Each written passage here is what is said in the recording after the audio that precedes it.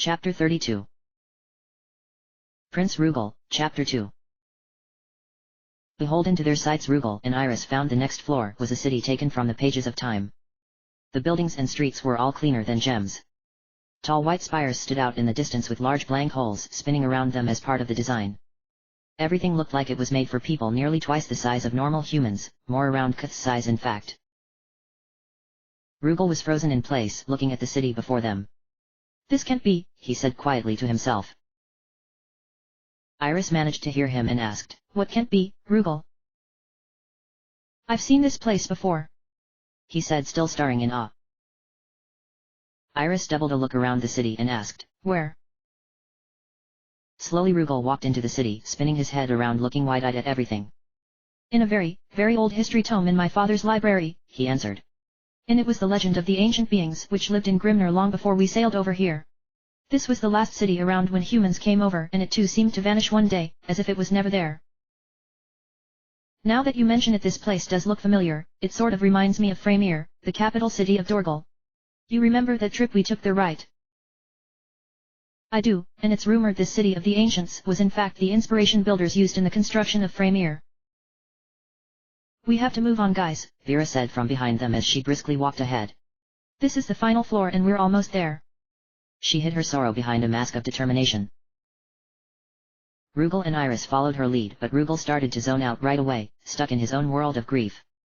Soon the heart-thumping sound of an inhuman growl brought him to the problem at hand.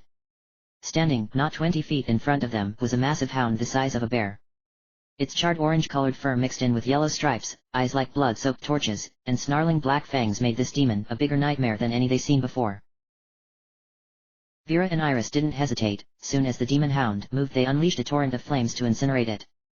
They kept up the flames for several seconds but grew too tired of it and both stopped. When the flames died out enough for them to see, they spotted the demon hound lying on its side, eyes shut, unmoving. Rugal took one step and its eyes snapped open and it climbed back to its feet and shook off whatever damage the girls inflicted. "Vera, can you pull the moisture out of the air and soak this thing down?" Iris asked hastily. "Yeah, but what the hell is that going to do?" Vera asked, starting to panic. "Just do it!" Iris shouted. Vera moved faster than expected and drenched the beast with water in a few seconds. It snarled and shook violently as the water seemed to irritate it greatly. Not waiting to find out why it hated water so much, Iris thrust out her hand and channeled a stream of lightning at the beast. When she stopped, she shouted, "Okay, run!" The three of them ran as fast as they could away from the beast and further into the ancient city. The streets quickly widened out and they soon came into an open square. The square was packed with more of the demon hounds and even hideously deformed giants, wearing nothing but rugged charred fur around their waists. They wasted no time in the sight of it all and turned back to the streets and went into the first open building they could find. The building they were in resembled the size of a house but was absolutely barren, not even dust lay in there now. Through the open window, or open square area they were sure served as a window space, they could see out into the street, where they saw the hound from earlier, briskly walking the street and sniffing the ground for them. Slowly it made its way to them, and the only ways out were the window and the door, neither of which had any doors or frames to help them keep it at bay. Rugal thought about making another break for it, but the girls were already too tired from casting their spells and then running so hard right afterwards. "Alright, get to the corner, we can't run from this thing," Rugal said quietly. They went over to the furthest corner from the doorway and Iris said, "We can't fight that thing, we should keep running." Rugal shook his head, "No, it's got our scent. We need to kill it now before it brings its friends over." "Iris is right, we can't fight it, our magic has had little to no effect on it." The sounds of beast got much closer now and Rugal turned to the doorway and put himself in front of the girls. He pulled his mithril sword and said, "Maybe not, but perhaps a good blade will deal it some serious damage. Just stay behind me, both of you, and if things get ugly, run." Vera grabbed his shoulder and turned him to face her. She looked him straight in the eyes and said, "Rugal, you're the king now, our top priority is your safety." The beast found them at last and now stood before the open doorway growling at them. Rugal glanced at it, then looked back to Vera and Iris and said to them both, "And it's a king's duty to protect his people, above all." He then leaned in and kissed Iris on the lips. Hearing the beast as it slowly came closer, he pulled away and advanced towards it. Both hands firmly gripping the hilt of his sword, he spread his legs and bent his knees down slightly, ready to face the beast head-on. Slowly it came in, as if savoring that moment. Before coming further in though, its ears perked up and it stopped. It then turned around to run away. The moment it came completely out the door, a massive foot slammed down on top of it. And in a spray of blood, that covered Rugal from his waist below, it was crushed. The girls let out a small shriek of instant horror. Rugal recovered quickly enough from the shock to sheath his blade and grab the girls by their hands. "Come on, we need to get out of here right now," he said, leading them to the window. They hopped out easily enough and crouched low once in the street.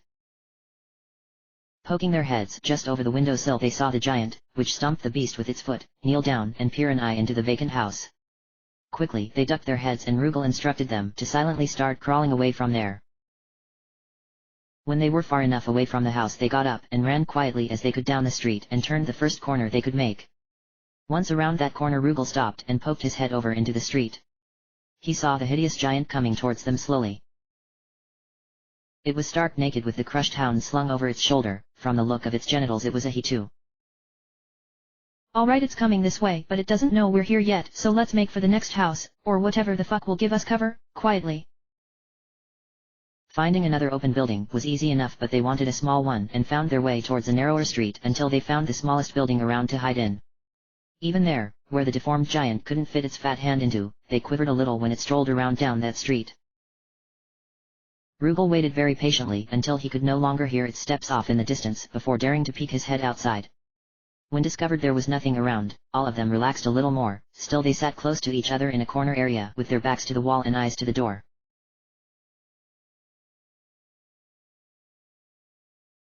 Deciding to rest in that small building, the three of them ate what was left of the dark fruits they had and tossed their useless bags aside. "Rugal, that was a very noble gesture you did back there," Vera said, "but I don't think we can fight off anything on this floor." "Vera," Rugal said, lingering on that start of the sentence. "That was really Grand Magister Cameron back there, wasn't it? Not some trick of the tower or a demon in disguise, but really him." Vera looked down, struggling to answer him. "Yeah," she said quietly, "it was him." "Then if everything he said is true, we have failed already." Iris grabbed Rugal's hand to comfort him, but he pulled away. "I'm sorry, Rugal," she said. He didn't respond and they sat in silence for a time, mourning the news. Finally Vera spoke up, breaking the silence. "There's something else Cameron told me before he died. I didn't have the chance to say it before, but he said Thrain, Adeline and Garen were alive.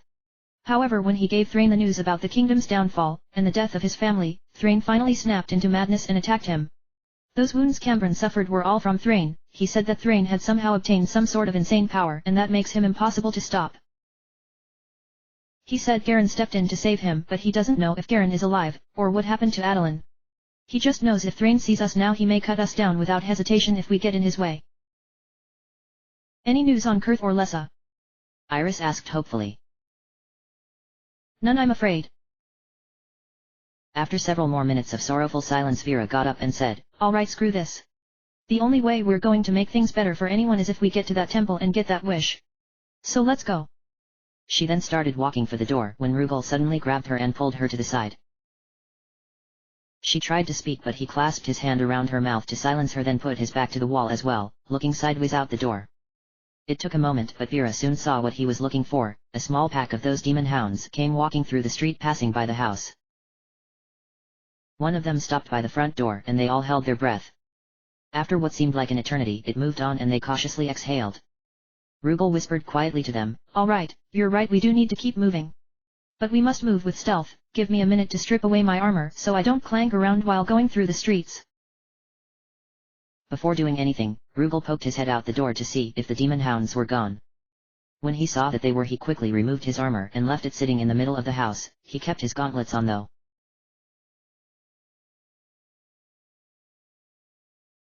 Advancing through the more narrow streets, Rugal led them around the city in the most indirect path towards the center.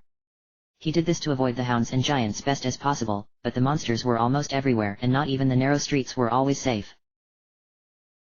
Whenever they heard or saw a hound or giant coming, they would either jump into the nearest building and hide, or flee to another street.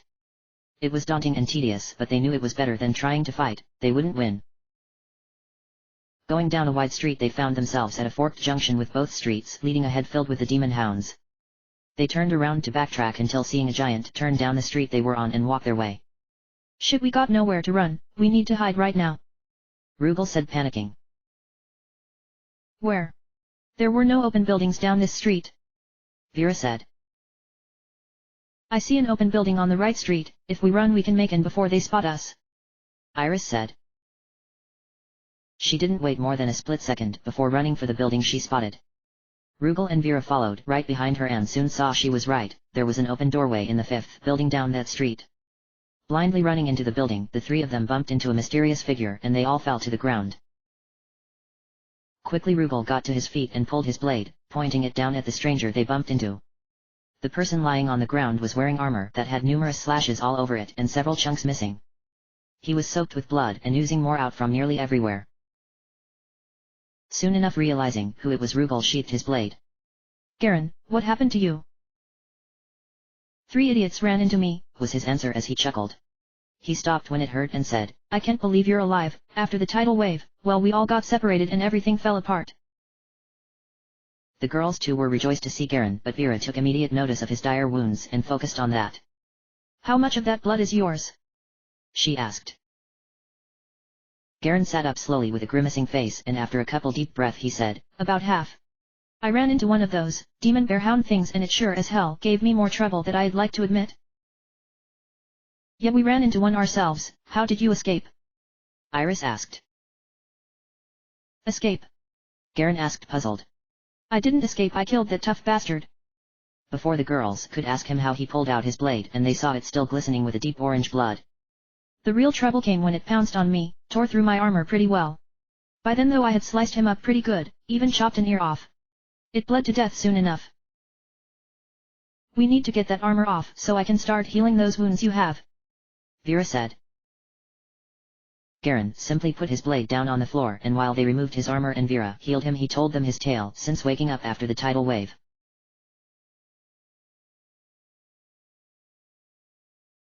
When Garen finished his tale, he turned to Rugal and asked, So what do we do now? Rugal had to think about the answer for a time.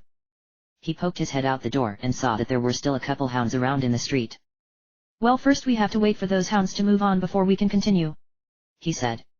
Then we need to wait for you to heal up. He glanced over at Vera, who was just now finished healing Garen up.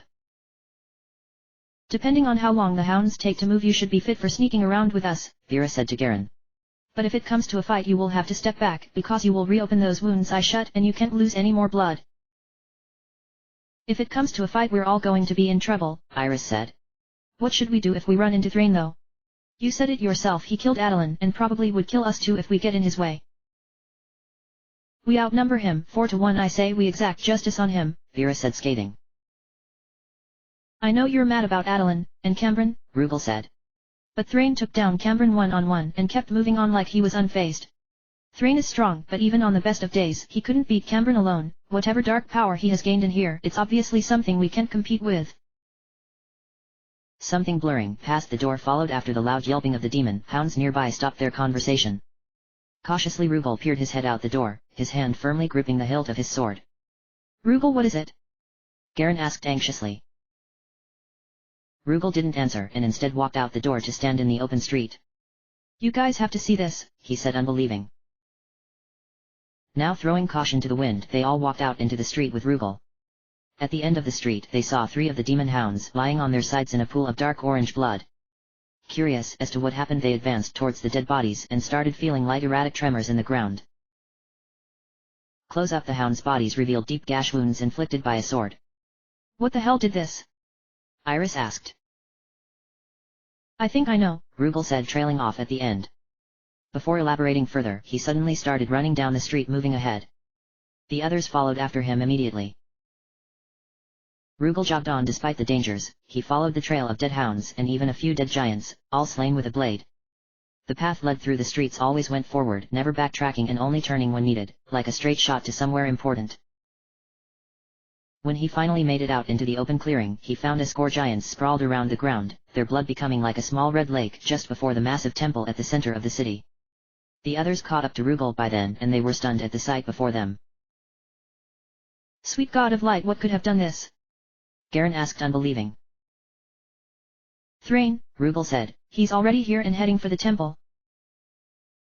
Off in the distance ascending the steps to the great temple was in fact Thrain. If they didn't do something, he would get that wish before them. They all ran ahead at full speed to stop him.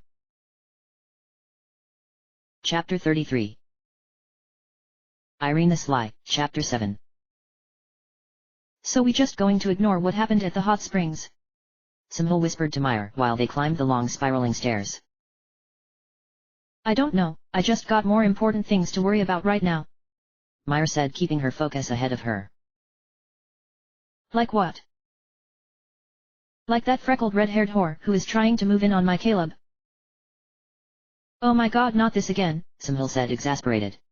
Look, guys are clueless. If you want Caleb to notice your affections for him, tell him directly. And if you don't and he likes the new girl Irene more, and is happy, then who are you to get in his way of being happy? Meyer scoffed. That girl is no good for him at all, she's no good for anyone. Oh fuck it, you clearly lost it. I'm going to try and talk to someone more sensible. She then moved on past Meyer and began conversing with the twins. As they stepped into the next floor, they could hear the distinct sounds of howling wolves coming in from the pitch-dark area off to the right. They stopped and grabbed their weapons and watched the dark area in anticipation. They waited, the wolves howled and still nothing emerged from the darkness. They moved forward with caution, hugging the close wall on the left, keeping an eye out in the dark area. You think maybe it's just a trick? Nethlin asked. Maybe, Adelia said. This floor is rather small, at least in the areas that are lit up. She then turned to the twins and said, See if you two can light up that darkness with your fire sparks. Hesitant, the twins moved away from the group and to the dark where the wolves howled ever more. They clapped their hands together, creating a huge wave of red sparks which leapt into the dark and died out as if swallowed up by it. Well then, that was anticlimactic, Theo said. Wait guys, I think I see the path up there in the wall, Meyer said, pointing up to the wall at the far end. Looking up, they indeed saw an open path tunneled into the wall itself. It was high up, but there were numerous holes in the wall that could easily be used to grab hold and climb up. As they all moved to the wall, Adelia saw the deep red liquid starting to pour down from the tunneled hole in the wall. Hold up, she called out to everyone. There's blood dripping down from the tunnel. The others saw it now too. It was easy to spot, but their minds were more preoccupied with the howling of wolves beyond the darkness. So maybe there was a scuffle up there and someone got stabbed, Nethlin said. Maybe, Adelia said, uncertain. She took another look at the darkness where the wolves still howled endlessly, going off every few seconds. Still something doesn't feel right about this whole thing. Everyone stay here until I get back, and no one go up in that tunnel without my say-so, not even for a peek. They all watched anxious as Adelia stepped into the darkness from where the wolves called out. When she didn't return right away, Caleb wanted to chase in after her, short sword held high with bravado, but Irene stopped him. The minutes passed by like days and nights at a crippling pace, but still they waited. After an eternity, in their minds, Adelia finally emerged from the dark, not a wound on her nor a bead of sweat. I was right in my suspicions, she said, there are no wolves here. Then this floor is a test, Irene said. And the tunnel in the wall up there, is it a trap or something? Adelia turned her gaze to the tunnel up in the wall and said, Probably, anyways the stairs are just through the dark veil, follow the wolf call and you will find the other side easy enough. She then stepped back into the darkness, expecting everyone to follow her. Soon enough they all did, but they locked hands with Caleb taking point. Despite their instincts telling them to turn back, they followed after the howling wolves in the pitch dark until they came through to the other side where Adelia was waiting impatiently for them. After coming out of the darkness, the twins jumped with joy. Oh, did I ever think I'd miss the light so much, Theo said, joyous. Oh, and I second that, brother. Nethlin exclaimed. Congratulations you two, Adelia said sarcastically. If you want you can stay here celebrating, but I, and the rest of us, are getting the fuck out of this eerie-ass floor. Join us if you like. She then began ascending the stairs, the others following right behind her. Come on Caleb, admit it, you was just as terrified as we was in that dark. Theo said. I come on, admit it, Nethlin said. Scared? Caleb scoffed. Ha. I was petrified. He grinned. Thought for sure I'd be eaten by wolves. They laughed. Then the twins turned to the girls and asked, How about you ladies? Were you scarred even knowing that us strong men would protect ye in there? Both of them then raised their arms and flexed their biceps with a smirk. Well, if you see any big strong men, you boys be sure to keep an eye out. Simhil asked mockingly. You two are barley boys, Myra said to the twins. But Caleb is man enough to make up for it, isn't that right, Caleb? She turned to see Caleb and Irene in their own little conversation now. Enraged, she stormed over there and suddenly put herself between them and wrapped her arms around Caleb, pulling him in for a kiss. He broke off from her a moment later, surprised and a little annoyed. Before he could say anything though, Adelia pulled everyone apart and said, "All of you stop your fussing and keep your backs to the wall." They were still on the stairs. "Great, what is it now?" Simhil asked, agitated, though she complied with Adelia. They waited in a line on the stairs, leaning their backs to the wall, for a couple minutes, whispering to each other, until another group came up the stairs. There was 7 of them, mostly guys but a few women too. They were all rugged and tough looking with worn clothes and armor. The larger man in the front with an eye patch and stout look on his face stared down at Adelia. He was 2 heads taller than her. "We don't want trouble and we won't start none either," Adelia said to him. He took a good look at all of them. Adelia and Caleb were the only ones who kept their eyes dead set on his as he did. Then he asked, "Tell me, how does a group such as yours make it so far in here?" "We're stronger than we look," Caleb burst out before Adelia could answer. The man took a couple steps down to stand in front of Caleb and stare at him. He grinned. "I believe it." He then offered his open hand to Caleb. "Name's Griff." Caleb took and squeezed hard as he could, though Griff nearly crushed his hand with his grip. "Caleb." Griff grinned and said, "Well then, good luck to you, young sir." He then started moving on until Caleb broke out of the line and asked, "Were you a knight?" Griff turned back around and said, I was, once. Used to be Griff of Aladern, served under King Aberon for many good years. In fact, that's how I lost this here." He pointed to his eye patch. "During the great invasion attempt on Evercane. I thought knights were sworn for life." Griff chuckled, amused by something Caleb didn't understand. "They are, but my service ended years ago." He turned away again and moved on up the stairs with his people. "So we stopped to let them pass us, why?"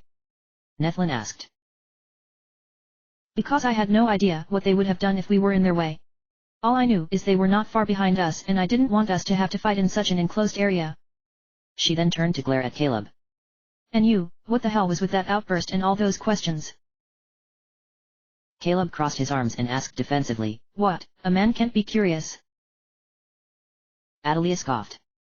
"A man won't live long enough to be a man if he asks a man like that all them sorts of questions."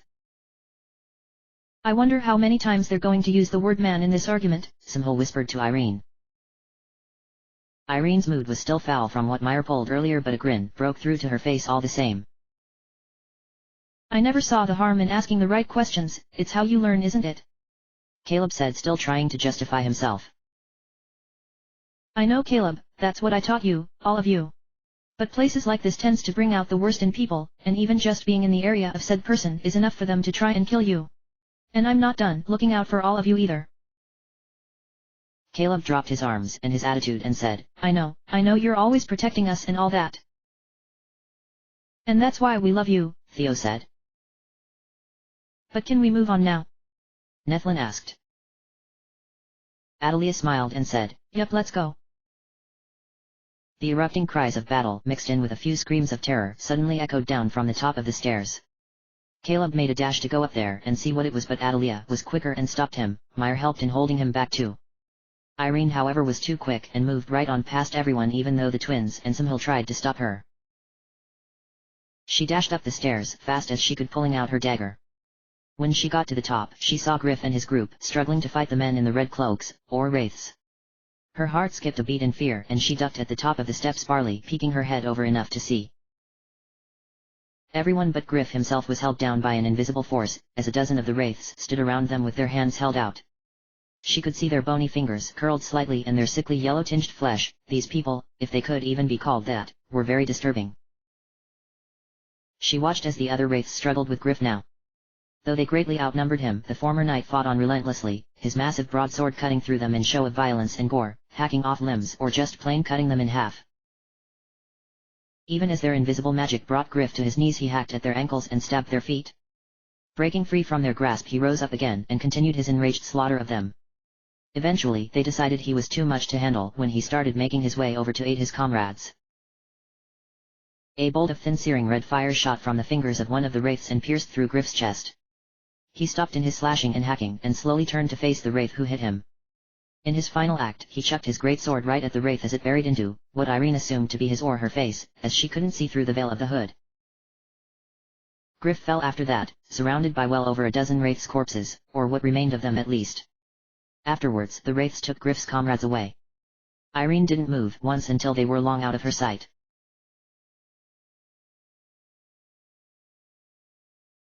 The others had soon enough come up after Irene slowly walked into the next floor, still shocked by all the carnage around her. She never before seen anything like that, and it seemed neither had the others as they had the same look on their faces she did. Only Adelia kept calm and unfazed by all of this. Irene, what happened here? Adelia asked her crudely.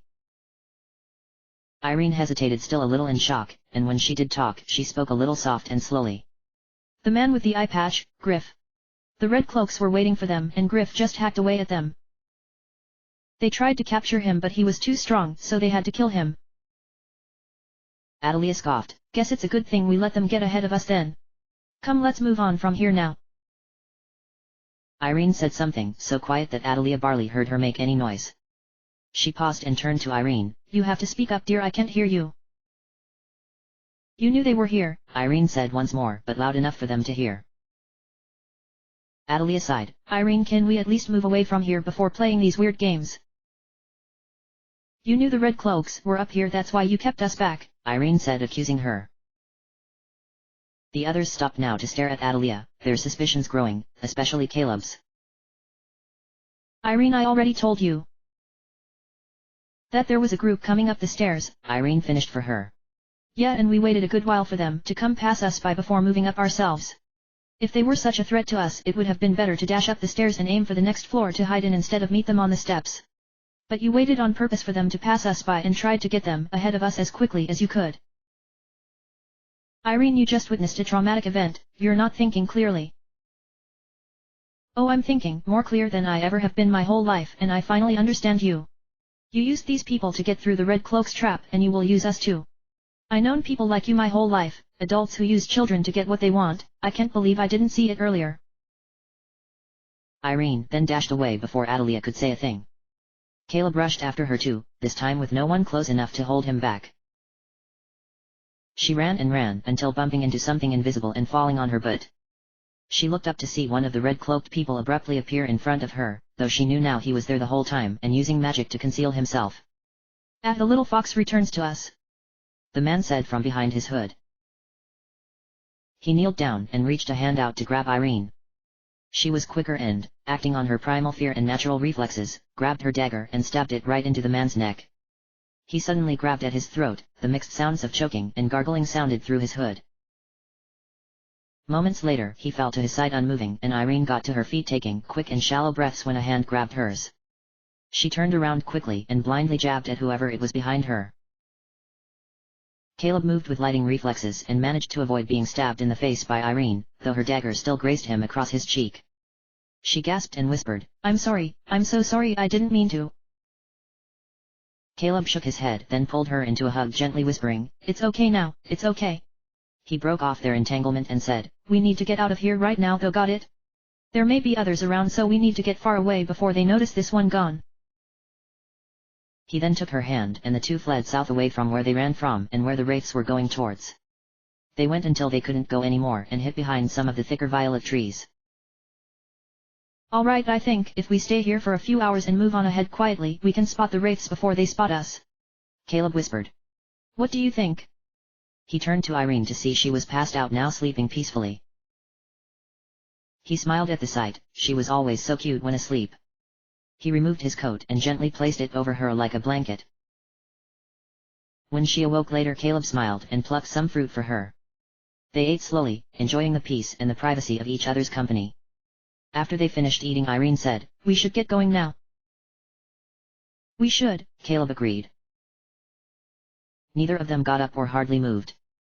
Caleb chuckled a little and said, Maybe the only time we get to be alone together for a while. The only time we've been alone together, Irene corrected. Yeah, Meyer keeps getting between us every time we try to get close. Irene looked away. I noticed. What's the deal with you two anyways? Caleb sighed. We had a very small thing about a year back, but I never thought of her romantically and told her so. I thought she had finally moved on from it, but apparently she did not. Irene looked back up at him and asked, So you won't mind me doing this then? She then leaned in toward him, getting her face closer to his. Caleb closed his eyes and leaned his face in to meet hers too, their lips but a couple inches apart.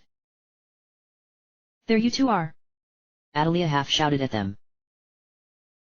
They both jumped at her sudden intrusion on them. I've been searching for you for a while now, you had us all worried sick. Thanks, Caleb said sardonic. Not like we were in the middle of something.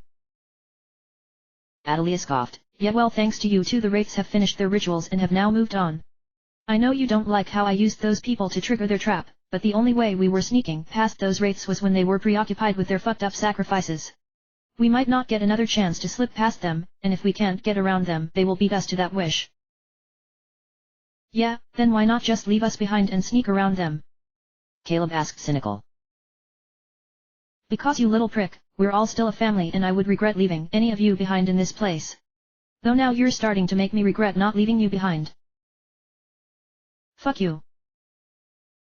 Alright now, both of you stop, Simhil said. We can't be fighting amongst each other in a place like this, especially not with such frightening enemies just ahead of us, and Lord knows what else is further on ahead in here. She's right, Nethlin said.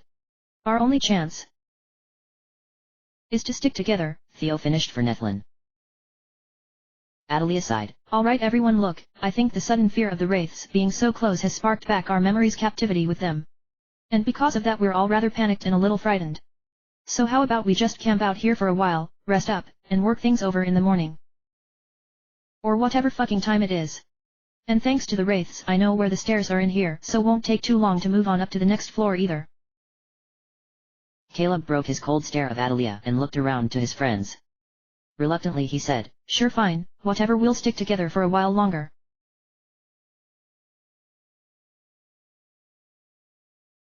After a good long rest and eating, Adelia led them ahead. Caleb remained just a few steps behind her at all times now. Coming within sights of the next stairs they saw the neatly lined up bodies of Griff's companions. They formed a circle. I thought they would have mutilated them for their sacrifices, Meyer said. No, it's worse, Adelia said. They stab their victims in the heart with some weird dagger and for their final moments of death the ritual is enacted. They never scream but you can see it in their eyes, the excruciating pain they're going through. And the cruelty of death's release being right there but kept out of their grasp until the Wraiths are finished with them. That was a huge part of the problem in tracking these people down. They may often leave the victims' bodies behind but there was no sure way of knowing if it was them or someone else mimicking them. And when the person's dead for too long the signs of magic used on them fades. I would have hours at most before a victim's corpse was useless to me in hunting them. Thanks for the history lesson, now let's go, Caleb said sarcastically as he climbed the stairs. The next floor they found was another irregularity. They began calling the floors that didn't have the violet trees and spongy ground irregular floors. As if anything in that tower could be considered regular. The floor was a mountainous rocky terrain with a roof resembling the sky and even sunshine. The air smelled fresh and clean too.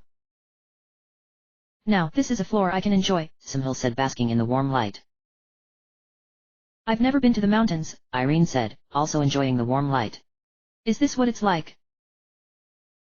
I never been either, but it's how I'd imagine it. Well, you lot keep your imaginations, Theo said. We're going to explore. Nethlin finished. The two were then off and running ahead, throwing all caution to the wind. Before long the others joined in the spontaneous and random exploration, except for Adelia who chased after the twins frustrated. And after a few hours of everyone's randomly exploring around, Nethlin shouted, You guys have to come see this.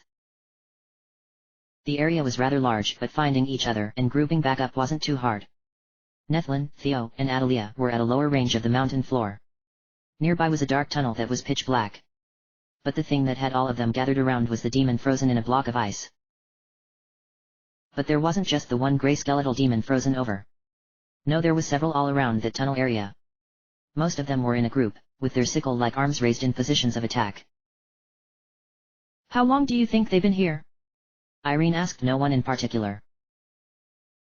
It's hard to say, it could have been hours, it could be week. Adelia said. She took a closer look at the frozen demons, putting her face just an inch away. There's something strange about this ice though. Slowly, she reached her hand out to touch it. Her fingertips gently making contact when she pulled away suddenly and yelped in pain. Everyone turned to her. What's wrong? Caleb asked concerned. Adalia looked down at the edge of her fingertips. They were welted purple and numb. The ice it gave me severe frostbite just by grazing it. Whoever did this is insanely powerful, might not even be human. She shook her hand a couple times, she would be fine. Then turned her attention back to the others. Her eyes grew wide in sudden shock and horror. The twins were hacked down in a spray of blood that hit everyone. The grey skeletal demon had come up behind them silently, and with its sidearms cut them both into two separate pieces. The girls screamed in sheer terror when they realized what had happened, and Caleb was frozen for a moment. When the demon went for Irene next, Caleb broke out of his shock. As it raised its arm and swung, Caleb tackled her out of the way and the demon missed them both. Caleb! Myra shouted, rushing to him. The demon twisted around, extending its arm out. With a single swing it chopped her head clean off. Simhil ran and the demon chased. Adalia, help us! Caleb cried out. There was no response. He looked around, she was nowhere to be found. Fuck! Caleb shouted in frustration. He and Irene got to their feet as the demon was coming back for them. They turned to the tunnel to run inside when two more demons emerged. Blood dripping from their arms. They turned around to flee back, but another demon was now in that path too. They were surrounded. Caleb pulled Irene close to him, holding her head to his chest. He closed his eyes and said, "It will all be over fast." They held their breath and waited. Seconds later they heard the shriek of one of the demons. They dared to open their eyes and turn their heads towards it. In the path they came down from lay one of the demons, dead. Standing triumphantly over it was a large man with an eye patch, worn armor, and a dark beard. He wielded a broadsword almost as large as Caleb. "Griff?" Caleb asked, astounded. Griff rushed at the demons without hesitation. They ignored Caleb and Irene and turned their sights on him now. The first one reached him and Griff slammed it down with a strong kick. The other two had swung at him from the one side and he blocked their arms with his blade in a single hand. They struggled to overtake him but he was too strong. His main focus was still on the other demon. It moved and he raised his right leg and stomped down on its knee, shattering the bones inside. The demon screeched in agony and Griff turned his focus onto the other two demons. He grabbed his sword with the other hand now and threw his body weight forward. The demons retreated back a step and Griff used that opportunity to leap back. With the connection of pushing against Griff suddenly lost, the demons were wobbly for an instant and Griff seized the opportunity to plunge his great sword through the mid-chest of the closest demon. He pulled his blade and the demon collapsed. The second demon swung its arm at him and Griff blocked awkwardly at the last possible moment. He managed to stop the attack but was knocked to the ground as his sword scattered away. Quickly hopping to his feet, Griff tackled the demon before it could raise its arm to strike down at him. He then punched its shark head jaw so hard several sharp little teeth were knocked out of its mouth and scattered to the ground. He then started ferociously punching its head down into the ground. The rocky ground itself caved in before the demon's head as Griff punching it before cracking its head open in a small burst of yellow brains. He stood up casually after that and retrieved his broadsword. Looking over to Caleb and Irene, who were staring at him in shock, he grimaced and raced towards them. He didn't slow down as he approached them and suddenly tackled them down to the ground. The loud crashing sound erupted just in front of them an instant later. Griff looked up before he got out from under them. While Caleb glared down Griff, not sure what the man would do next, Irene looked past him. She saw the shimmering blue slab of rock that resembled the sky above that had crashed down right where they were standing moments ago. "Caleb, look," Irene said, astonished. She raised her finger to point at the blue shimmering rock. Caleb looked over to the rock amazed. Above the sky had a massive dark chunk missing from it, a piece of the roof. "The sky is falling," Caleb said quietly to himself. While he watched the sky, Irene looked at the large cracks splitting the ground apart off in the distance. The cracks spread wide and started erupting faster, racing towards them. Irene grabbed Caleb's hand and started pulling him away from the collapsing ground before them. It didn't matter that she was running back to the stairs leading down, so long as they outran the collapsing floor. For an instant it looked like they would make it when another shimmering blue rock crashed down in front of them and tore through the floor, leaving a large pit open to the floor below. They turned sideways and stomped their feet into the ground to stop themselves. Their momentum dragged them over the pit, they caught edge with their arms struggling to hang on. Irene tried pulling the rest of herself up, but the edge caved in under her. She fell instantly. Her hand shot out desperately for the ledge but was nowhere near it. Caleb caught her by the wrist. The added weight jerked him down and he was now hanging on by his fingertips. He looked her in the eyes and smiled. She returned him with a sad smile of her own. The edge caved in before Caleb did and together they went down. Holding each other in their arms, the last thing they knew was the fall.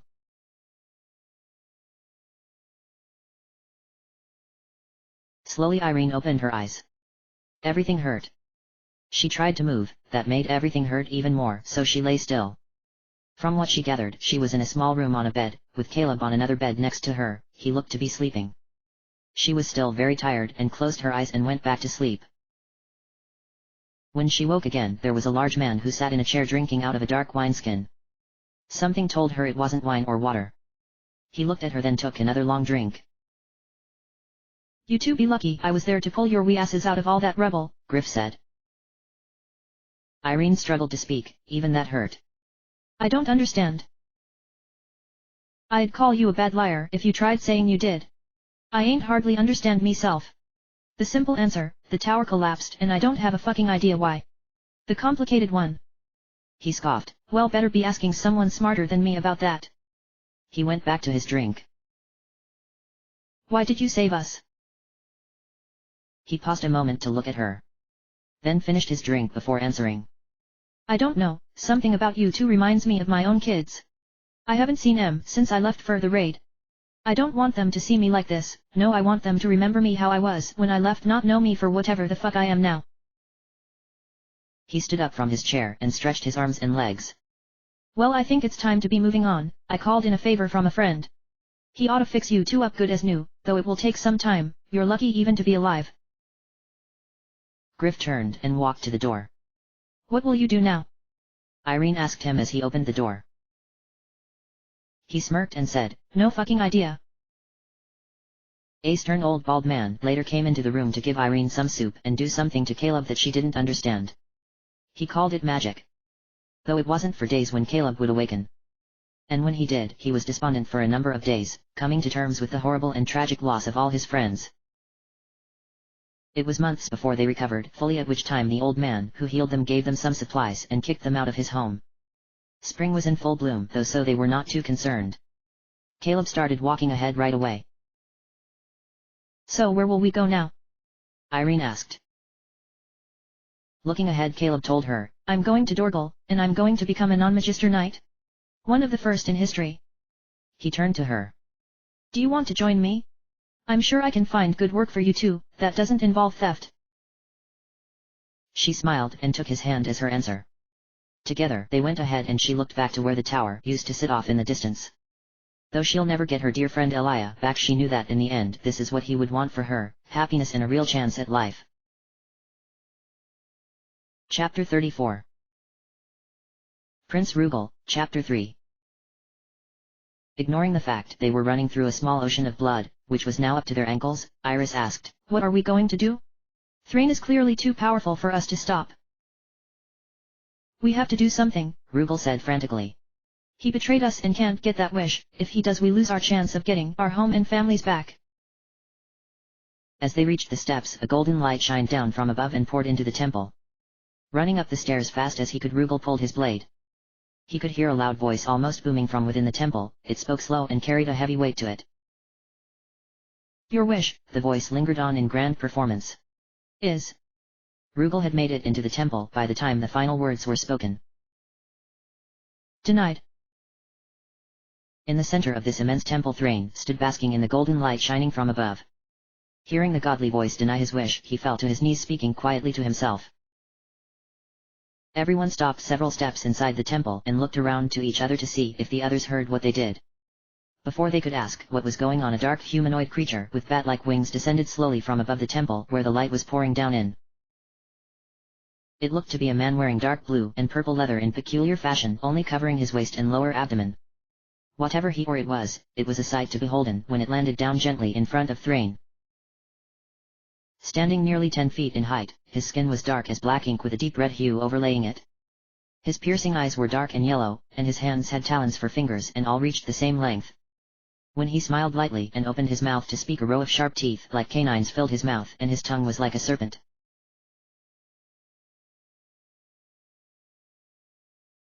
Welcome, welcome to my temple. The demonic deity-like creature spoke. Though his voice sounded human when he spoke, there was a subtle shift in the air. It was like quiet little whispers carried on the back of his tongue drifted freely when he spoke. I don't understand, what's going on here and who are you? Rugal asked. I do have much more time to kill, so I suppose I shall explain things to you, as a reward for making it this far at least. You see, the simple truth is that there is no wish here, well, not anymore. Once there was a wish, granted by a god older than myself, for reaching the top of this tower. Oh, and what a cruel god indeed, what was conceived first as a blessing, turned into a curse. I spent so many years climbing this tower to get that wish, but when I finally made it here, and had my wish granted, I was forever changed by this dark power. But that's an ancient story and not what you're interested in. To put it simply, in order for me to keep this power I have, and my immortality, I had to raise the tower every so often and let it siphon the magic and life from one land to another. Of course I would raise it in another land each time so that the ones before it could recover. But then I soon realized, why just wait for it to siphon from the land when I can draw in the beings from around so it can consume them as well. But for some reason the tower wouldn't consume the creatures inside of it, not unless they met certain conditions. I still don't understand, Vera said. If the tower won't consume us, then why bring us here at all? The strange demon smiled wryly, causing Vera to regret her question. There are other ways to consume things, such as madness. He then gestured to Thrain, who was still on his knees with his head hung low. Besides, drawing you in is an amusing way of clearing out the infestation the tower sometimes accumulates. Those demons, as I hear your kind call them. If there was no wish, then what the hell is the point of any of this? Rugal asked, frustrated. And don't give me that crap about us coming here to amuse you or to clear out the demons in here. There's something you aren't telling us. You've been dancing around this whole time, so spill it. The demon's cruel smile returned for a moment and he said, You're a bold one to be making demands of me, but you're not as stupid as I thought. I am telling the truth about the tower needing to siphon the life from around it, but the real reason you're summoned here is because every god needs sacrifices. The demon then turned away and spread his wings. Flapping them in steady beats, he began to rise up and out of the temple. As he left, the temple suddenly shook violently and a mix of purple, green, and blue colors swirled around on the floor in an intricate pattern. The demon then suddenly crashed back down in the temple, snarling with rage. No, no, no, no. He roared violently. The crystal, it's been destroyed, how? He then turned to glare at Rugal and the others. You were sent here to distract me. The demon then roared in anger and Vera wasted no time in hitting it hard with everything she had. A blitz of screeching flames burst from her hands and knocked the demon back to the far wall of the temple. She then turned to Iris and shouted, Iris, get the prince out of here, I'll hold him off long as I can. Vera then charged at the demon, hitting it wave after wave of flames, trying to keep it down and buy Iris time. But the demon proved too strong and easily rose back up and swatted her away like a fly. Rugal went to aid her, no longer willing to let others sacrifice themselves for him, but Garen tackled him preemptively to stop him.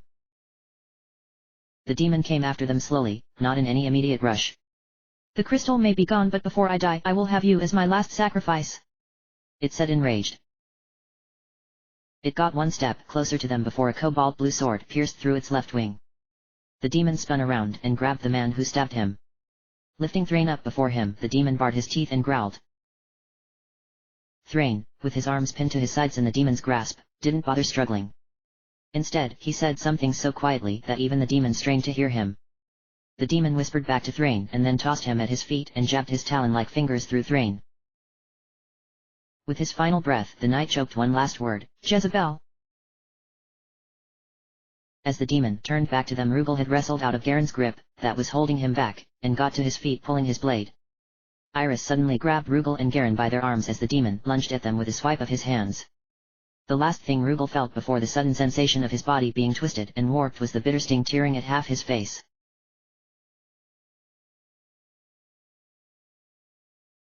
The next thing Rugal knew, he was outside with his feet planted firmly on the grass. Ignoring the huge gash on the left of his face, Rugal looked around and found Garen outside with him and Iris lying unconscious just behind them. He ran to her to see if she was all right. She did it, Garen said, amazed. Iris managed to get us out of there. Yeah, but she's not moving now, Rugal said fearfully. Garen turned to Rugal and Iris on the ground and asked, is she breathing? Barley, we need to get her to a healer right away. Where the hell are we? Rugal asked, already picking Iris up and cradling her under his arms. Garen doubled a quick look around them and spotted the tower far off in the distance to the north with the Drogov Mountains. We must be just in the outskirts of Dorgal, he said. Rugal looked around too and saw he was right.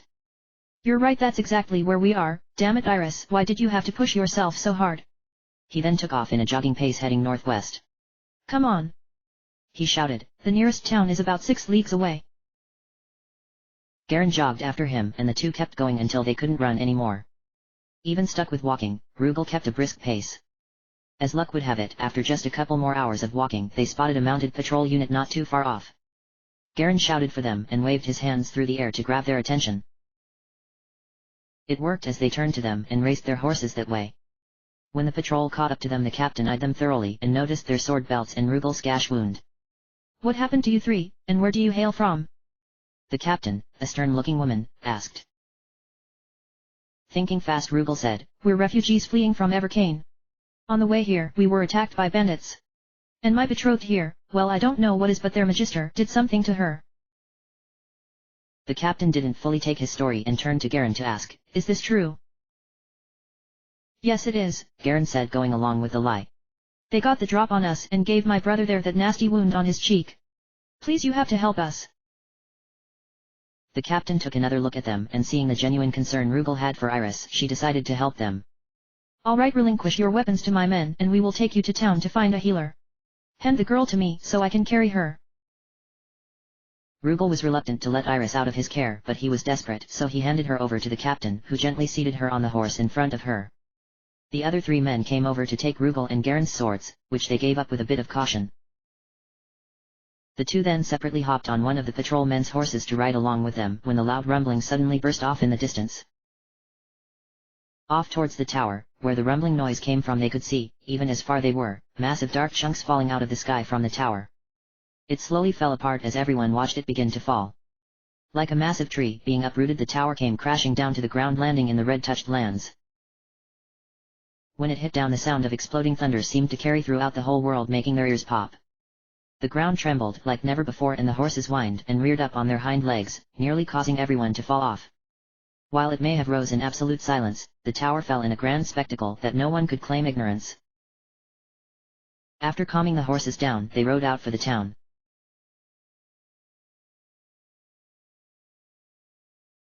Arriving in the town, they found everyone was outside, looking off in the distance to where the tower fell. Literally everyone around was talking about it. The captain led Rugal and Garen to the small medical house where she gently placed Iris down on the bed. She then left to find the healer and had her men watch Rugal and Garen. Rugal pulled up one of the chairs and sat down next to Iris, gently brushing the hair out of her face. He kept his eyes fixed on her. When the captain returned, she brought with her an elder woman who was garbed in a simple white tunic that fit her well.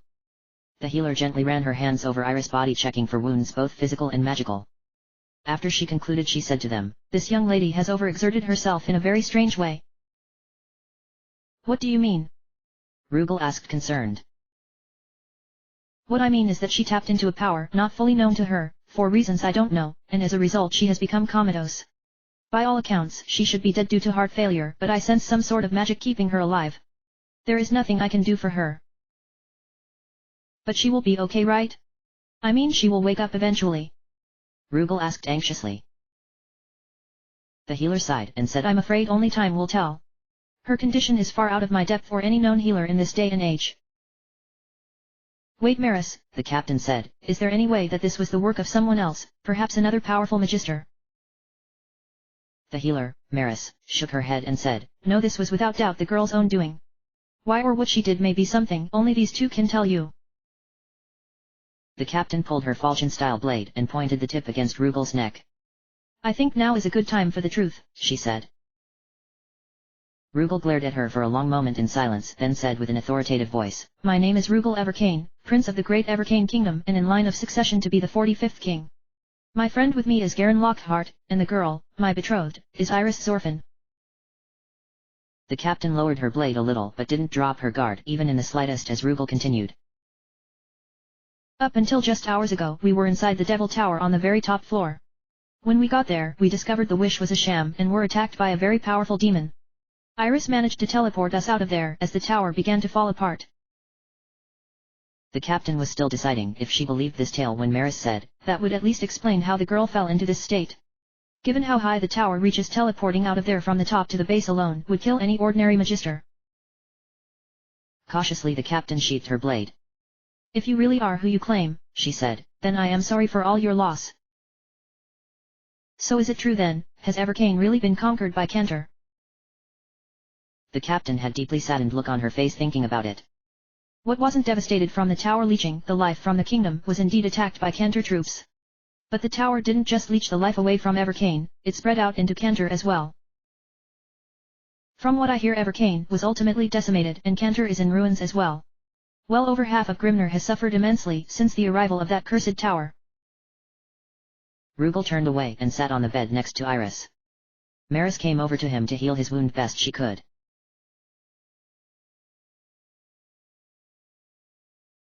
The captain eventually returned Rugal and Garen's swords to them when she saw they wouldn't be any trouble to anyone there. She then moved on back to her duties and Garen stayed in the town to look after Rugal for a few days. Soon came the time for Garen to move on though, as he asked Rugal what he would do now. I'm going to stay here in town by her side as much as I can be until she wakes up, Rugal said. And what about you, my friend? I am going off to find out what happened to our friends. And when I finish I will return here for you and Iris and together we shall go home and restore our once great kingdom. Rugal rose to his feet and stretched his legs. Facing Garen he said solemnly, Everkane is no more. So long as its people live then our kingdom shall continue on. And with its prince. He paused to correct himself. With its king still alive there is some glimmer of hope for it. Either way I will be returning for the both of you one day. For the first time in a while Rugal smiled. The two then hugged and Rugal said, I look forward to that day, Sir Garen. My king, it's going to be one fine day too. They broke the hug and then Garen walked away. And though the road ahead of him would be long and grueling, he was not a man to ever forsake his vows. Chapter 35 The Frigid Prince, Chapter 6 Inagil. Is that you? Matthias asked fearfully. The frigid prince doubled a look around him then asked, Who the fuck else would I be? The group relaxed, if only a little, and Matthias said, You Man, you look mad ugly right now, Yadriel said. Igor elbowed him in the gut. What Yadriel means, I think, is that your appearance is so different since last we saw you. Which wasn't that long ago, so what the hell happened to you? Inagil looked down at his arm, seeing the drastic change of color to his skin, and just shrugged. It seems the excessive use of my magic has changed my appearance even more. So what? It's not just your looks, your voice has altered greatly too, Curtis said. Inagil just shook his head and said, You know what, I'm moving on now, you can either join me or turn back. They then turned from them and walked away without further word. Bro, what about the demons? Yadriel called out to him. I handled them, Inagil shouted back without turning. The friends looked at each other, wondering if they heard the same thing. They did, and Yadriel went after Inagil. Guys, I got to see this. In fact, I'll see you there. He then vanished into thin air again. Matthias sighed as the other two looked to him wondering what to do now, and he said, Alright, let's at least check this out. Following Inagil they came to a canyon in that floor, where Yadriel stood by the edge staring at it unbelieving. At the bottom of the canyon they saw a horde of the skeletal demons frozen over in a sea of glaciers floating on rock bed. The frozen demons sparkled brilliantly in the pseudo-sun as they were all at a loss for words. While they all stared into the canyon, Inagil formed a bridge to the other side of the canyon, where a long trail climbed up the side of the wall at the end of the floor. I think the stairs leading up are just on the other side of this canyon over there, Inagil said, pointing over to trail. I formed a bridge of ice to get us across, but if you're not coming with me further, just say so now. That way I can collapse the bridge soon as I'm on the other side. The others talked quietly amongst themselves while Anagil waited at the foot of the ice bridge. I kind of really want to see this thing through to the end now, Igor said. I don't know, Curtis said. I mean looking down there and then seeing how much he's changed, how insanely powerful he's become. I'm a little frightened of him. Yeah man, me too, he's mad freaky now. Yadriel said. But this is rather exciting and I wanna see what else this freaky tower has to offer. I mean this is the journey of a lifetime guys, who knows if an adventure this epic will ever come in our lives again. Matthias gathered his thoughts before speaking them. Well, it's evident now that the higher we climb the more dangerous this place becomes. And though a large part of me is with you Curtis, the rest of me is with Igor and Yadriel. This is a once-in-a-lifetime journey and I do want to see how far we can take this. He turned to look at Curtis now. But this decision must be unanimous, either we climb higher together or go home together. Yadriel and Igor looked to Curtis now, their faces practically begging him to say climb. He looked at his feet then turned his head to look over at Anagil who was waiting patiently for them at the foot of his bridge. He glanced down to the canyon and the frozen demons and sighed. Alright, he said reluctantly. I guess if we're all going to be fools and keep climbing then you're going to need me to save your sorry asses. He looked back to the ice bridge. But we are not taking that bridge across. The others looked over to the ice bridge now and grimaced. Agreed, they all said at once. Anagil we're just going to teleport to the other side, okay? Matthias shouted to Anagil. Anagil nodded and began briskly walking down his bridge. As he came close to the end of it, he stomped his feet for a few steps and the bridge started collapsing behind him. Making the final steps, the ice bridge was nothing more than a small platform, and as he stepped onto the other side of the canyon on the trail, his bridge was completely collapsed. Matthias was the only one waiting for him on the other side. You were right, he said, about the stairs to the next floor being over here that is. Anagil looked around the trail then asked, where are the others? Those morons got tired of waiting for you so they continued on ahead to the next floor. Then we better hurry, Anagil said ascending the trail.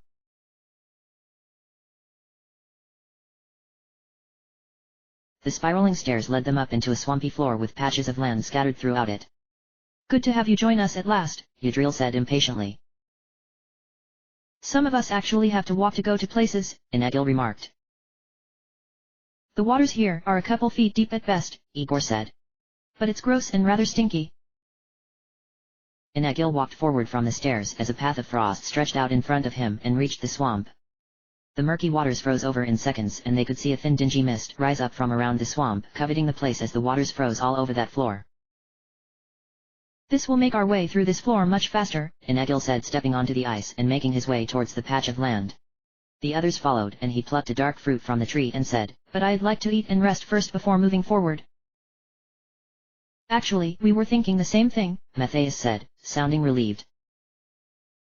Anagil devoured his fruit and was passed out a moment later. Yadriel fell asleep not long after him as well. Wow, they must have really exhausted themselves, Curtis said looking at the two passed out. Well, Yadriel kept jumping around all over the place and was attacked by that demon, Matthias said. And Anagil. He scoffed. I don't even know anymore. Think he's okay? Igor asked looking at them concerned. Yadriel? He's had worse, just tired is all. Watch when he wakes up, he's going to be jumping around all over the place again. I meant Anagil. Anagil is better off than any of us, Curtis retorted. Alright, you guys get some rest too, I'll keep first watch. Matthias said. After countless hours Anagil awoke at last, the others were waiting around for him. Our Ice Lord awakens at last, Igor said teasing him. Anagil said nothing and looked around him briefly before walking ahead further into the swamp. The friends looked at each other and followed after him. Matthias approached him from a certain distance, the cold wave emitting from Anagil was too chilling to stand or walk right next to him. Are you okay man, you don't even want to eat? Matthias asked, worried about his condition. Though still moving in his almost trance-like state Anagil responded, I can feel something pulling me forward, something almost calling me. He said nothing more and continued on. Matthias pulled back to keep pace with the others and he just shook his head at their expecting looks, wondering what was going on. Cautiously they followed Anagil from a fair distance, Curtis glancing behind him to check their backs every so often. They found their way to the next set of stairs in no time and climbed up. Coming from higher up the stairs was a glowing red and orange light. They glanced at each other, wondering what it was. The only way to know was to keep climbing. Nearing the top they couldn't smell the smoke but they could hear the sounds of fire sizzling and crackling. And the light turned into a crimson red at the top of the stairs. Looking in the next floor they saw a forest set completely ablaze. All the towering trees had flames dancing on them and a dingy grey smoke filled the floor. Who are those people? Anagil asked, staring out into the blazing forest. The others strained their eyes to look into the forest and see what he was seeing but they could not. I don't see anyone. Matthias asked doubtfully. Those people in the red cloaks, I can hear them chanting. I think they set this forest on fire. Anagil then walked into the burning forest without a care. The flames and grey smoke repulsed from him as he went in, even the ember-glazed ground had diminished from his footsteps. Looking at him from a distance it was like seeing a clear tunnel in an ember-like fog. Okay guys, we should turn back now, I think we have come far enough, Curtis said disquietedly. Yeah, I think you're right, Matthias said. What about Anagil, we can't just leave him? Igor asked anxiously. They glanced back at Anagil as he continued walking deeper into the burning forest. He showed no sign that he would be turning back. He'll be fine, Matthias said, sounding a little dubious of himself. We clearly can't pursue this any further, we have more than enough intel to make a fortune on selling at the tower base. So let's leave here while we still can. Igor scoffed, then turned away from them to chase after Anagil. Igor, stop! They shouted. He kept running ahead though. Bloody fool! Matthias cursed as he chased after him. Curtis and Yadriel exchanged a pained look of reluctance and followed after them. Catching up to Anagil, Igor said, Anagil, we can't keep following after you like this. He ended up having to shout just to be heard over the blazing trees. Anagil turned around and saw all his friends and the fear on their faces for the dangerous situation they were in. He turned back ahead and lunged forward with one leg, thrusting out his hands at the same time. A pulse of icy wind pushed forth from him as it cleared out a wide chilled path ahead of them. He turned back to his friends and said, We're getting closer to the end, I can feel it. There aren't that many floors left between us and the top. He hesitated briefly before finishing, I'm going on ahead. Anagil turned around and started jogging down the frigid path ahead of him. Igor chased after him and the others stared at each other. Yadriel shrugged and said, We came this far, brother. Matthias nodded and they followed Anagil and Igor down the path.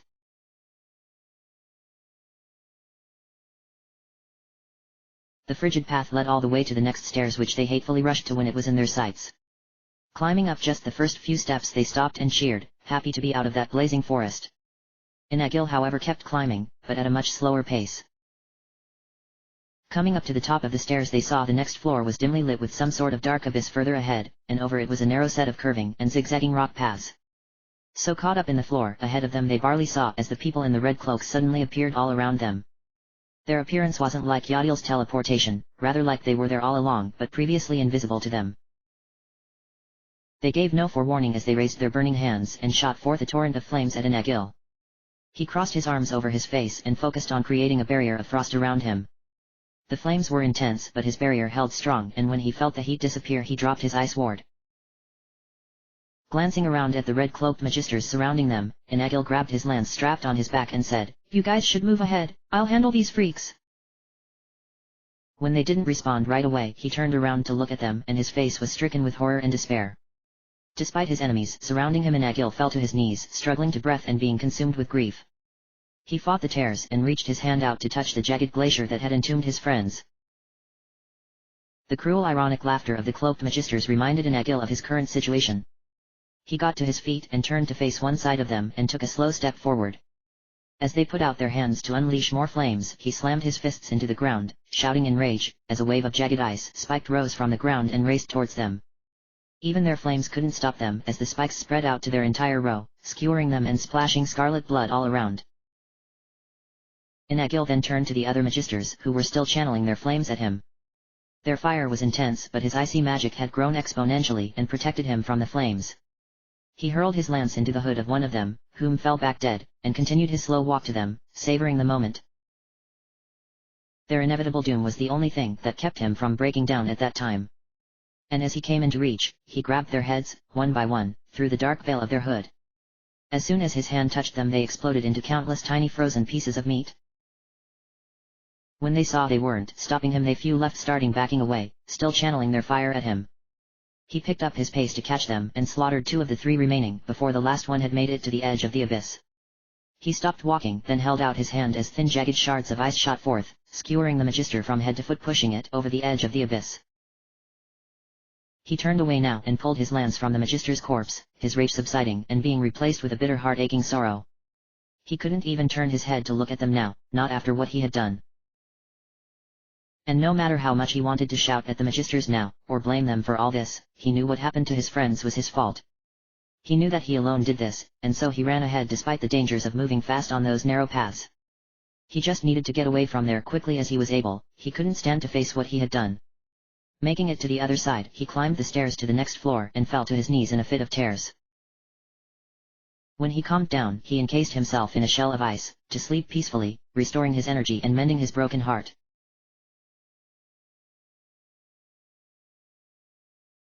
After his body had recovered, he awoke, shattering his ice shell and stretching. He didn't feel as sad anymore, but wouldn't mind going back to sleep. Still he moved forward, stopping at the edge of the rushing river. Without second thought, he held out his ice lance and channeled his magic through it, freezing the rushing waters in a matter of seconds. With the river now a frozen bridge, sparkling beautifully alongside the small jagged crystals around it, Inagil stepped on it and crossed over to the other side. On the far end, he could see a massive sea creature with numerous tentacles, a few appeared to be cut off, lying face down in a pool of strange purple liquid. Suspiciously, he shot forth some jagged ice spikes into the giant creature. When it didn't react, he knew it was dead. He turned his sights back ahead now towards the stairs with golden light pouring down them. Walking forward cautiously toward the stairs, still expecting some sort of trap, he felt a strange yet familiar presence staring at him from afar. He ignored the feeling and continued ahead. Reaching the edge of the stairs, he felt a sudden sense of danger behind him and dived away from the steps. Coming out of the dive with his knees bent low, and his hand gripping his lance firmly, Inagil saw a brooding humanoid demon. It was a full black figure with dark grey shadowy smoke emitting from it, almost like it was on fire. It wielded a massive double-sided dark axe which it swung at Inagil effortlessly. He dodged the first swing but wasn't fast enough to avoid or block the next one, which hit him straight on the head and slammed him down face first into the ground so hard his sight flashed white for a moment. He got up slowly, on his hands and knees, the world spinning around him when he took another blow to the head from the side. This time the blow sent him spiraling aside and he rolled onto his back. He turned to his and forced himself to actually stand on his feet. Facing the shadowy demon, he spit out the sapphire blood from his mouth, from where he just bit his tongue, and stared it down. He was still disoriented, and the demon, somehow sensing this, suddenly tossed its great axe at him like it was a normal hand axe. He managed to pull his lance in front of him, and summon his icy defenses, before the axe chopped his head off. When the two weapons clashed, the axe exploded into countless tiny shards, many of which sliced up Inagil all over his face. Wiping the blood and axe shards from his face, he snarled and half-lunged forward, extending his arm and hurling his lance forth with all his might.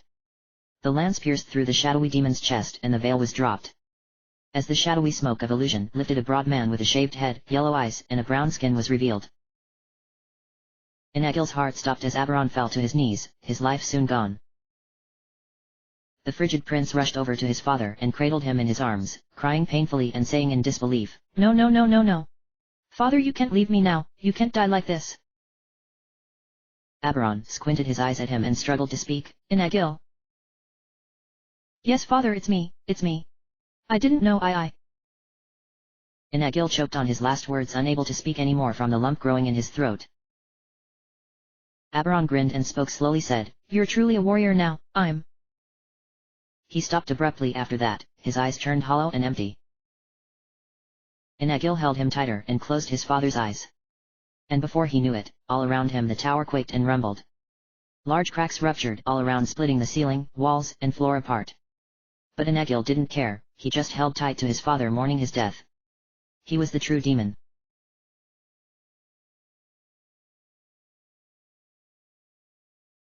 After the tower collapsed, Inagil carried his father's corpse back to Aladern on foot. The journey was long, but his cold ice preserved his father's corpse and prevented it from decomposing just yet. He took ARan's body to the forest Ardol, where his father killed his first animal on the hunt and where ARan and all his brothers too killed their first animal on the hunt. ARan was many things, all of them great, but what he loved above all, almost as much as his children, was the hunt. So ARan thought it fitting to bury him there, in that forest. He marked the grave with a makeshift gravestone made of sparkling ice. It was the only talent he had, but for here it worked. Of course, when he arrived at the castle, he would tell his brothers about the location of their father's burial. They had the right to move him if they wanted, maybe even give him a proper gravestone. But when he returned to Galliot Hall, he found something very unexpected just outside the front gates. Standing before the front gates was an elder woman with dark feathered wings and hands like raven claws, and her eyes were black slits. Only when he was much closer did he recognize the elder woman. "Lena?" he asked her, unbelieving. She bowed her head before him and said, "Welcome home, Sirach. I know that name. But why?" She crooked a wicked smile and said, "It was the name you went by the first time around, before the gods smited you. But they can never truly kill you, my frigid king." Chapter 36. Volga the Apprentice, Chapter 7. With Volga's teleporting magic they managed to shorten their trip to the neighboring kingdom by weeks, but even on horseback the trek into the cold wintry lands took time. Finding warriors of reputable note were much harder than they anticipated, and it wasn't until late in the fall season did they catch their big break. In a windy town far north into Aladern, Volga met with a small band of large brutish mercenaries. Out of the 5 of them 2 were women, who looked just as fierce and burly as their companions. They were almost as tall too. In addition to their intimidating size, they all carried some excessively large weapon that look impossible to hold, let alone swing. Sitting down at the round table, the mercenary leader, a bald man with dark skin and black eyes, said, "I'm Zaedo, leader of the Dire Bears." His western accent was thick but well refined. "I hear from your friends that you got need of people like us, and is paying a mighty beauty of a price too. And just how much have my friends told you about us?" Volga asked. Zaedo smirked and leaned in closer, talking much quieter now. "Says you know how to get some very special gems." Volga glared at James and Edmund, who only shrugged their shoulders and nodded their heads to Zaedo. "All right then, what are your qualifications?" Zaedo chuckled earnestly and asked, "Boy, have you not heard of us? We're rather famous round these parts." "Incidentally, I have not." Zaedo stopped chuckling and dropped his smile altogether, his tone becoming more serious and almost offended now. "Well then, in 3 weeks Lord Turgroff is holding a small tourney to celebrate his firstborn son. It's a few leagues south to the city, but we can make it with time to spare. 2 of my warriors will compete in this tourney unarmed. Think that will be enough to prove ourselves, boy?" Volga was silent in thought for a time, for a long time. He was secretly testing Zaedo's patience, but when the man held out for nearly an hour, Volga spoke at last, saying, "We'll see you there then." Zaedo smirked and took his leave in silence, his comrades follow right behind. When they were gone, Volga turned his sights back to James and Edmund, sighing he shook his head in disappointment. "You know, we saw them in some fights before," James said at Volga's scowl. "Yeah, and their names have come up a few times while on our search," Edmund added. "My problem isn't them, it's you. Just how many others have you told about the wish gems?" "Relax, relax," Edmund said. "We only told them and it was all we could do to gain their interest. They wanted to meet with our leader face to face too. You're lucky the guy likes you. Maybe he has some great senses, cause if it were me meeting you for the first time for something like this I would think you're full of shit, part of me still does. Well then, let's just wait until we make it to the tower, then you will know that what I say is true." "So they can join us?" James asked hopefully. "After I have seen their strength in person."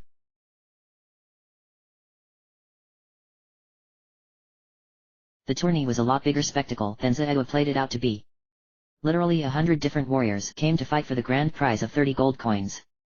The prize itself seemed rather low to Volga, but he had heard the kingdom was in a serious financial crisis for years now, so maybe it was generous. True enough to Zaedo's word, his 2 warriors won the whole tourney without a weapon. Their last opponents gave them a few new scars with their blades, but they weren't in great peril from the wounds either. When it was all done, Zaedo went to see Volga, saying, "What did I say? We're the best." "Well, we won't be fighting just humans inside the tower," Volga said. "There will be inhuman monsters in there with strength neither of us understands. You think you and your people can handle them? After all, you will be doing most of the fighting in the tower, probably all of it. Zaedo smiled and said, Boy, we are mercenaries, fighting is our life. We can handle whatever monsters that Grim Tower throws at us. Good, then now all we need is a smuggler to sneak us into Evercane from the sea. Know anyone? Zaedo thought about it for a moment, then said, I may have a guy, yes. But I must warn you, sneaking us in will be tricky, and you're going to have to step way out of your comfort zone for a while. Whatever it takes, Volga said without hesitation. Zaedo smiled and grabbed him by his shoulders so hard it left a bruise. Thought a boy. Come, let's head to the northern docks.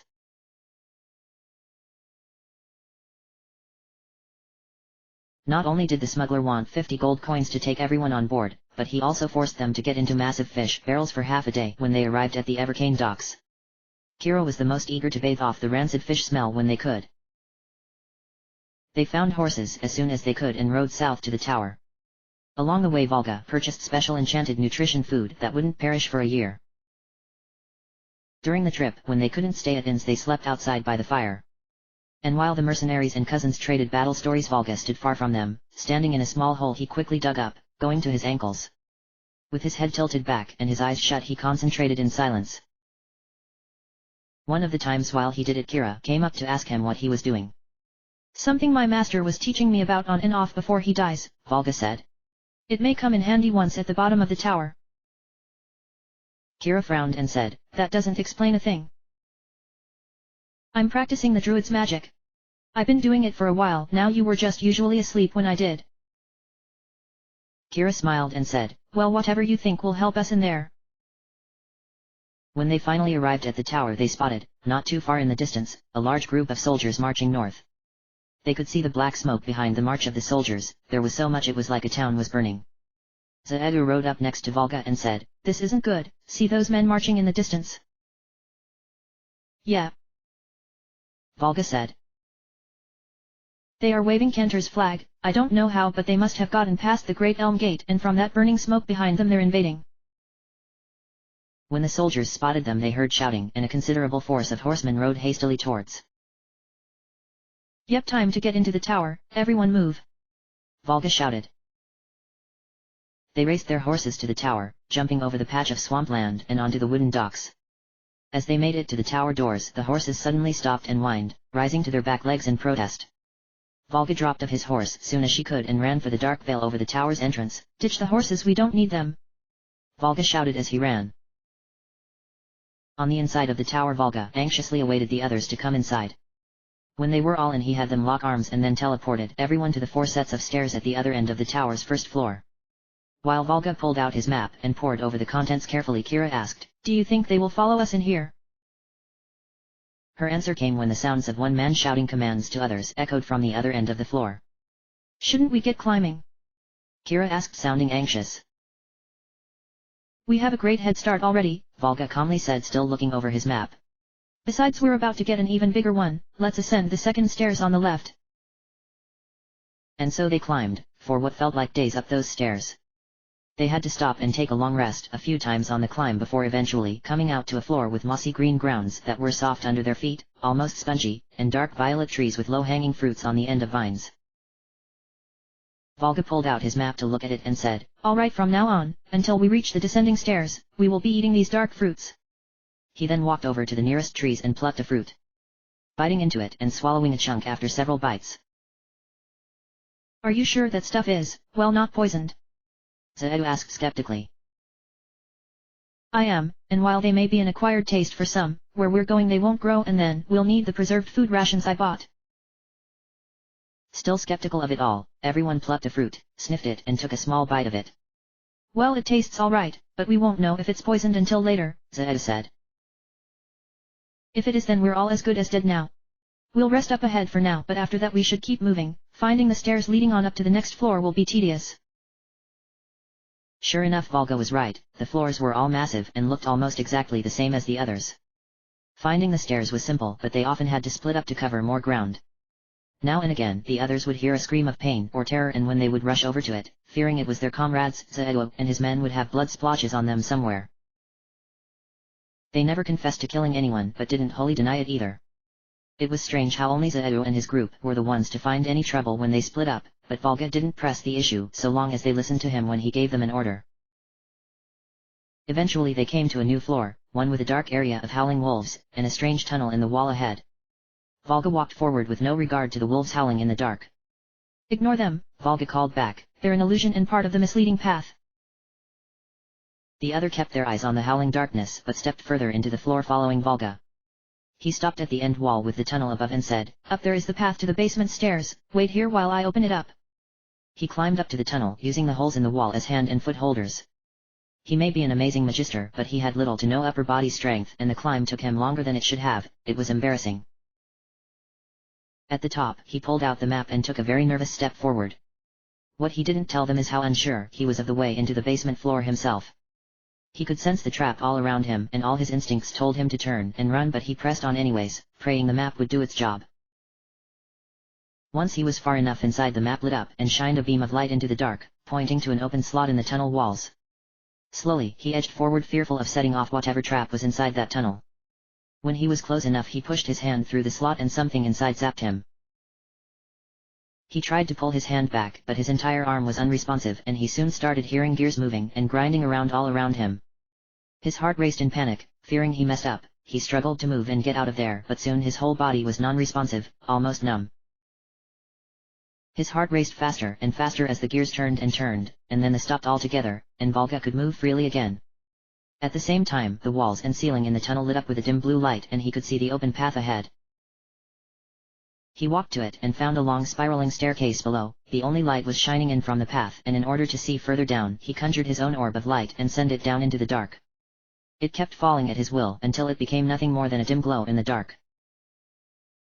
Dropping his tether on the light magic, Volga turned away and called everyone up to the tunnel. He went ahead of them and descended the wide stairs until he was standing across from the tunnel path. He waited there until everyone caught up to him, then they began their long trek down the dark winding stairs. The only light before them soon became the one Volga conjured to make sure they could see where they stepped next. One slip on these stairs and you might bounce down to your death. After every long rest stop, Volga dropped a single coin from his coin purse down into the darkness and listened intently. After dropping over 20 coins, he heard a small ping. That subtle and small noise raised their spirits as they were near the bottom floor of the long winding stairs. At the bottom of the stairs there was nothing around they could see, even with Volga's light. He expanded it, but it only showed the black gem floor wand walls around them. There was nothing down there. So now what, boy? Zaedu asked with hostility in his voice. Volga looked over the map again. The only thing it said about that area was, a green light in the dark leads the way ahead to an invisible path above a burning lake. He read the passage again and again in silence until a thought occurred to him. Okay everyone, get back to back. I'm going to drop my light and things will go dark. After that, look around you for a green light in the darkness. Zaedu glared down Volga for a long moment, then said, You better be right about this, boy. Get into position, Volga commanded. They did, and Volga gradually diminished his light, allowing their eyes to readjust better. It took what felt like a long time before Edmund said, I think I see it over there. There's a very narrow green light ahead of me. The others turned their heads in the dark and eventually saw it too. They then fumbled around in the dark heading towards it. Ironically, the hidden passageway was just at the foot of the last step on the stairs. The passage itself led them to a long flat lake of glowing green liquid. Acid, Volga said aloud. Far on the other side of the acid lake was a large tunnel. Great, now how do we get across? Edmund asked. You just going to teleport us? The map says not to use magic in this spot. Chances are if I try, something will happen to get us all killed. Still, there should be an invisible path just up ahead. He pulled out his coin purse again and began randomly tossing in the remaining gold coins at random spots. Eventually, the coin bounced off a spot, landing into the acid lake afterwards, and he found the path. He tossed the few remaining coins at the spot until they stayed and he had found the path. It lay just out of a step's reach and the only way across was to make a small jump. He stood by the edge, took in a few deep breaths and let them out slowly. Then he bent his knees and leapt forward. He landed on the invisible path safely, but his feet half tipped over the edge and he started falling forward, flailing his arms helplessly to try and regain balance. Before it was too late, he was suddenly pulled back safely by the back of his collar and he wrapped his arms around the person clinging for dear life, until he realized he was fine now. He let go and saw the person who saved him was Kira. She smiled at him like he was going to disappear at any moment. His cheeks flustered but he smiled back. Before long he carefully moved around Kira, searching out the path with his foot, and then got on his hands and knees and started sweeping one hand over the path to look for it with a larger range of motion. Like most things in the tower, it was long and tedious, but eventually he made it safely to the other side, the others following shortly behind him. The next area was a long straight hall of sorts with radiant purple lines racing through the glossy black floor and side walls. By Volga's command, Zaedo and his comrades took the lead, heading down the hall. Halfway in, an enormous orange-skinned beast with purple veins dropped down before them. It resembled most a salamander with 4 long horns pointed back on its head. The monster roared and Zaedo and his men turned to flee. Summoning all his power at hand, Volga raised the beast off the ground with an unseen force and hurled it straight into the wall behind them. Now it blocked their escape. Zaedo shouted at Volga, "Are you mad, boy?" The same unseen force then lifted Zaedo and his comrades helplessly off the ground as he said, "Yes, I am." He then tossed them behind him as well towards the giant beast. Before he vanished with Kira, Edmund, and James, he shouted back to the mercenaries, "Fight for your lives, there is no running now." Then using his magic, he transported them to the end of the hall, where down below sat a gigantic violet crystal, radiating like a star. There were no stairs, so Volga was forced to float them down to the ground below with the crystal. "Here it is," Volga said, "the Radox crystal." As they reached the ground floor, Edmund asked, "What about Zaedo and his people?" "They will buy us some time," Volga said, looking around the Radox crystal for something. "But it's not much, so we have to hurry." When he found what he was looking for, he shouted, "Over here, come quick." On the other side of the crystal was a large cracked spot. "James, Edmund, blast that weak spot with all you got. Do not let up until the crystal is shattered, go it." The two were hesitant at first until hearing the blood-curdling screams of Zaedo and the other mercenaries. After that they held nothing back and shot forth a brilliant combined beam of raw white energy at the crystal. The cracks quickly began racing all around the crystal from their great power, and Kira asked, "What about me, what do I do?"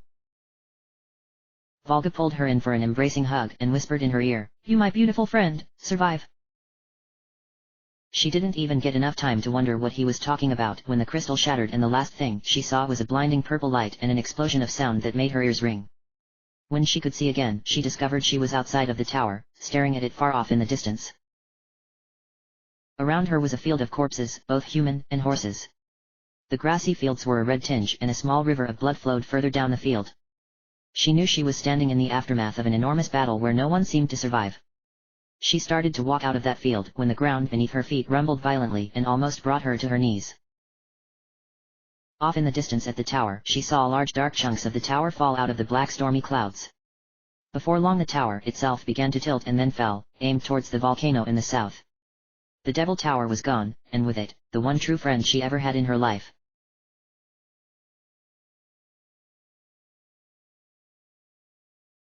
Epilogue.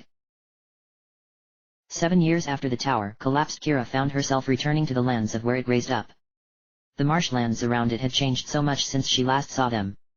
They had dried out and became this grayish dirtlands among a luscious field of tiger lilies. Even stranger though was the large oak-like tree in the center of the grey dirt lands. This unnamed tree almost towered in height and had a soft green glow to it. She stood next to the tree staring at it for a time until eventually shaking her head and turning away.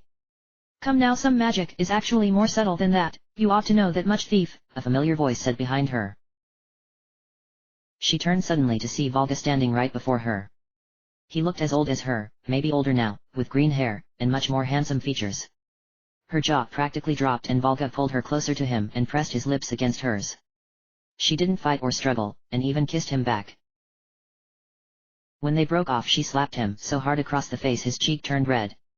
He smiled and opened his mouth to speak, but she slapped him on the other side of his face now. He chuckled a little and waited for the next slap. It didn't come. Instead, Kira rested her head on his broad shoulder and said quietly, "I thought you were dead." Gently, he stroked her hair and said, "Volga the apprentice is dead. But from death new life is born, and the archdruid Volga lives." 7 years, you left me for 7 years to mourn you, and move on, but here you are. To be fair, I did only come back to full life a few months ago. Kira pulled back from him a few steps and demanded he explained himself. My body was obliterated in the blast with James and Edmund, but my soul merged with nature. And after a while I was reborn into a more mature body. I don't know what great plans the very forces of nature have for me, but today I'm alive. And if you will, I'd like to take you on an adventure. He offered out his hand, and Kira took it.